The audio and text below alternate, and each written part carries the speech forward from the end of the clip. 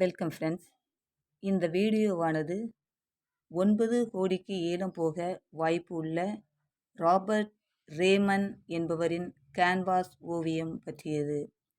வாங்க வீடியோக்குள்ள போகலாம். அமெரிக்காவை சேர்ந்த ஓவியர் ராபர்ட் ரேமன் என்பவர் ஜெர்மனியில் உள்ள மியூசியத்தில் வைக்கப்பட்டுள்ள வெறும் வெள்ளை நிற பெயிண்ட் அடிக்கப்பட்ட கேன்வாஸ் ஒன்று 9 கோடி ரூபாய்க்கு ஏலம் போக உள்ளது. இது வெற்று ஓவியமாக இருந்தாலும் இதில் ஆழ்ந்த அர்த்தங்கள் ஒளிந்திருப்பதாகவும் ஒளி அசைவு ஆகியவற்றை பிரதிபலிப்பதாகவும் மற்றொரு ஓவிய கலைஞர் கூறுகிறார். எனவே இது 9 கோடிக்கு ஏலம் போக வாய்ப்பு உள்ளதாக தெரிவிக்கின்றனர். நன்றி.